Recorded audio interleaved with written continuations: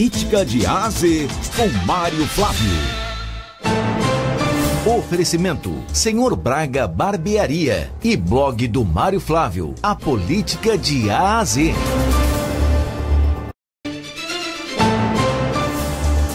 Governadora Raquel Lira manda duro recado para a oposição. Mário Flávio, bom dia. Olá, Renata, bom dia para você, bom dia para o nosso ouvinte. Olha, ontem foi um dia quente, digamos assim, na política pernambucana, graças à filiação aí da primeira-dama lá de Jaboatão dos Guararapes, que vai ser candidata a deputada estadual.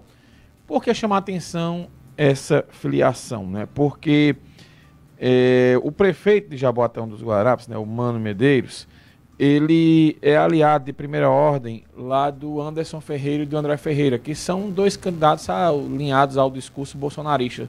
Embora eles não sejam tão próximos a Bolsonaro como é o Gilson Machado Neto, mas o Anderson Ferreira, por exemplo, é presidente do PL. Então, Andréa Medeiros, ela vai disputar a eleição o ano que vem para deputada estadual. E Raquel, mais uma vez, subiu o tom contra a oposição, subiu o tom contra o PSB. A gente separou um trecho do discurso dela. Vamos soltar agora, né, Vitor? Para na sequência a gente comentar. Vamos ouvir. Vai além daqui, num evento bonito como esse, de chegar para tirar uma fotografia. O que a gente tem de verdade é um trabalho sério.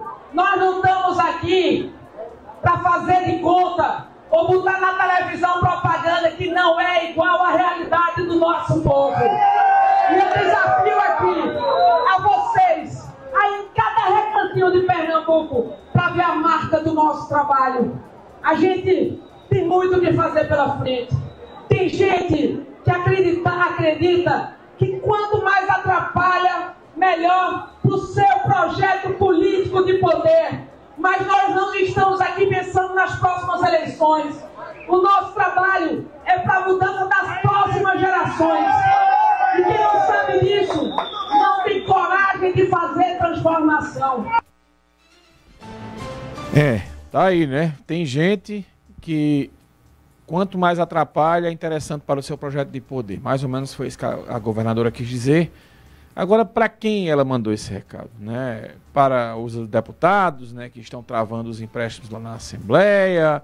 Enfim, ficou aí esse duro recado, né? Geralmente o PSB sempre escala alguém para responder. Embora a Raquel não estou ninguém aí diretamente, mas ela mandou aí esse recado. Assim, no final ela diz, olha, a gente não está pensando aqui nas próximas eleições, mas é um ato de filiação partidária de olho na próxima eleição, né?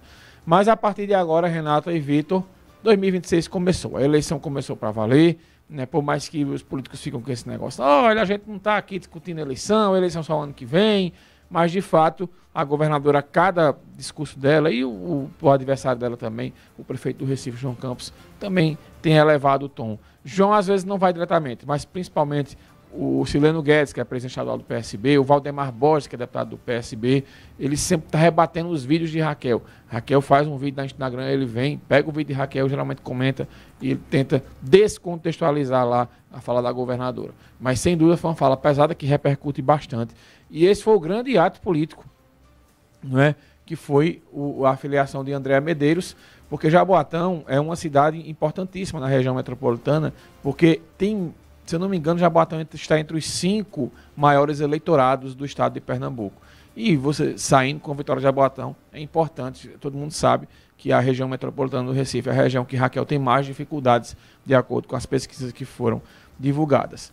E eu separei aqui, viu, Vitor, 2 trechos, Renata, de aliados do Mano Medeiros e que também falaram, meio comedidos. Vamos começar com André Ferreira, que é o deputado federal mais votado da direita no Nordeste na última eleição. E André falou sobre a pré-candidatura do irmão dele, o Anderson Ferreira, ao Senado. Não, foi uma questão feita por mim, por antes, junto com o Mano, junto com o Andréa. A gente entendeu que nesse momento seria um gesto nosso, do nosso grupo político, à governadora, ao PSD, e com certeza vai fortalecer essa união do PL junto com o PSD. Pronto. Vitor e Renata, ele disse que foi um gesto do grupo político que foi feito à governadora e ao PSD, que é o partido da governadora, para que no futuro tenha uma aliança entre PSD e PL. E se o PT tiver nessa história? Que pode acontecer do PT ir para essa base. O Anderson Ferreira, que é irmão gêmeo, inclusive, do André, embora eles não pareçam muitos, mas eles são irmãos gêmeos, ele falou aí, né, sobre essa história, perguntado, né, pelo blog Ponto de Vista, né, a gente viu a imagem agora do blog do Alberes, mas ele perguntou aí sobre, e se o PT estiver no mesmo palanque? Confira a resposta aí de Anderson. Como? O PL aceita dividir o palanque de Raquel Lira com o PT? Olha, o PT eu sempre tenho dito, né? Aonde o PT estiver, a gente vai estar no lado oposto. Então, cabe o tempo dizer o caminho que a gente vai tomar, mas com certeza é oposto ao que o PT estiver. E aí? Bom, e aí que a governadora vai ter que escolher se quer o PL ou se quer o PT. E o PT vai ficar com um caminho, digamos assim, mais reduzido. Se já houve o gesto do PL, a governadora, e ela lá esteve presente, quer dizer que ela está muito mais inclinada a buscar o apoio do PL do que do PT. Sobra para o PT o palanque de João Campos. Tem que saber se o PT vai ficar contente com o espaço que João Campos tem para o PT na formação da chapa da Frente Popular, né? Essa equação ela não será fácil nem de um lado nem do outro, né? Porque, ao que me parece, veja, se você olhar para os nomes que o PT tem aqui para oferecer, parece que eles não são nomes tão interessantes do ponto de vista para compor uma chapa majoritária. O que é uma chapa majoritária? A chapa que tem o governador, a governadora, o vice ou a vice, e os dois nomes para o Senado. Então me parece, veja, é uma análise muito superficial. Qual é o principal nome colocado hoje para o PT, para essa chapa? Seria o do senador Humberto Costa, que iria para a reeleição. Mas a gente não vê, viu, Vitor e Renato, sinceramente, nem muita vontade, nem de Raquel, nem de João Campos, de contar com o nome de Humberto para essa chapa. Eles querem o PT. Agora, não necessariamente um nome para compor a chapa majoritária, no caso sendo de Humberto. Porque me parece que as duas chapas buscam nomes aí de renovação. E não é uma coisa fácil dentro do PT. A gente, pelo próprio Lula, que é um nome que vem sendo candidato do PT aí há mais de 30 anos. E não aparece, o único que apareceu foi Haddad, Dilma apareceu, mas foi muito mal. Enfim, então é um partido que tem uma dificuldade muito grande de renovação, de gente nova. Hoje, quem são os nomes da renovação? O Carlos Veras, né, que ainda não foi confirmado presidente estadual do PT, mas vai ganhar a eleição. A Liana Cirne, que é uma vereadora do Recife, mas que é uma vereadora muito ideológica, né, bate muito com os bolsonaristas. A Karen, né, que é vereadora também lá do Recife, mas é uma vereadora mais da juventude, mas também é muito radical a opinião dela, de um lado oposto, à direita, e fica um partido que tem, na minha opinião, uma dificuldade enorme de se renovar, de apresentar nomes novos. Então, essa fala do Anderson, ela meio que deixa a Raquel numa sinuca de bico para essa aliança com o PT. Mas, ao mesmo tempo, eu não vejo tanta vontade assim da chapa da Frente Popular de contar com o nome na majoritária do PT, não. Vai ser uma construção difícil. Falando em PT, tem uma confusão rolando aqui na eleição de Caruaru. A gente falou ontem, né, Vitor e Renata, que foram apenas 15 votos que separaram aí o Leonardo Bulhões, que foi reeleito, do Francisco Terto, né, que perdeu a eleição. A gente está aí na imagem na tela com a imagem do Francisco Terto. Ele está questionando aí a eleição dentro do PT. E de acordo, né, com o Francisco Terto, né, e o pessoal que apoia ele, foram várias irregularidades. Entre elas, votos anulados, isso aqui de acordo com a chapa do Terto, tá? Votos anulados em massa na urna 3, filiados impedidos de votar sem explicação prévia, orientações irregulares dadas por membros da comissão eleitoral, uso indevido da estrutura do partido para fins eleitorais, membro da comissão eleitoral e fiscais de outra orientando a votar em branco, como já tinha assinado a ata, precisa apenas colocar a cédula e inserir na urna, e abuso de poder político, segundo o Francisco Terto, aí pela chapa do Leonardo Bulhões.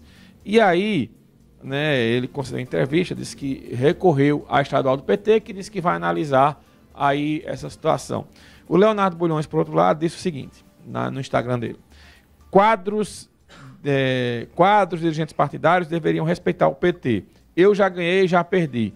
É de gente grande saber ganhar e saber perder. Nunca usaria a imprensa para fragilizar o meu partido. O PT tem seus fóruns internos e é lá que devemos expressar. Não é pela imprensa que vamos nos manifestar. Talvez a falta de costume com a democracia interna partidária confunda alguns, nunca a mim. Foi isso aí que escreveu o Leonardo Bulhões, que foi reeleito presidente do PT. E quando a gente postava essas notícias no grupo lá do meu blog, os bolsonaristas começaram a tirar onda. Vai, pede a Xandão para anular a eleição, vai ter voto impresso, vai ter recorte da recontagem, dizendo aí que o pessoal da chapa do Francisco Terto, que é um pessoal ligado à Rosa Amorim, né, e ao MST, estaria usando os mesmos moldes de Bolsonaro, de questionar a eleição. Agora, uma coisa é certa, né, Mário? Existe aí uma divisão clara no PT entre, digamos assim, aqueles que são mais ligados à estrutura do partido e aqueles que são do movimento dos trabalhadores sem terra e que integram o partido. Então, essa divisão existe. A gente vê, por exemplo, o caso claro aqui em Caruaru, com esses dois candidatos. Tem um representante que é mais ligado à estrutura do partido, que é o Léo Bulhões, que foi o vitorioso nessa eleição, e o Francisco Terto, que é mais ligado ao movimento. E o que se fala, né, dentre aqueles que são mais da estrutura do PT, é que o movimento pensa só no movimento e usa o partido. Então isso pode rachar o PT com as implicações até eleitorais, né? Pode fragilizar. Olha, o que eu vi outra vez foi que o movimento tinha acordado, porque sempre apoiava nomes ou do PT ou de partidos de esquerda. E aí quando o movimento percebeu, olha, se a gente não lançar nomes, eles começaram a fazer treinamento político, tem formação política, a palavra é essa, para eleger candidatos. E na última eleição foram vários eleitos do MST no Brasil. E aqui em Pernambuco teve primeiro a Rosa Amorim e depois teve o vereador Edilson do MST. E essa divisão interna do PT ela já começa com os dois senadores, Vitor, porque Tereza Leitão e Humberto Costa não se bicam, isso aí é conhecido de todos. Eles podem até defender a pauta lulista, mas é um partido cheio de divisões. E essa divisão aí, ela pode em algum momento fragilizar. Sabe o que foi que mais comentaram na minha postagem lá, quando eu botei essa briga? O pessoal do MST quer levar o PT para o grupo de Raquel. Isso aí o pessoal de Léo Bulhões, né, respondendo às críticas do pessoal do outro lado. Então tá claro que Caruaru vai sair rachado aí nesse projeto. Vamos acompanhar. Mário, obrigado, e daqui a pouco a gente conversa aqui com o Anderson Luiz, né? Isso, né, para candidato a deputado estadual pelo Podemos. Muito bem, até já, Mário. Até. Manhã Cidade, política de A a Z, com Mário Flávio. Oferecimento, Senhor Braga Barbearia e blog do Mário Flávio, a política de A a Z.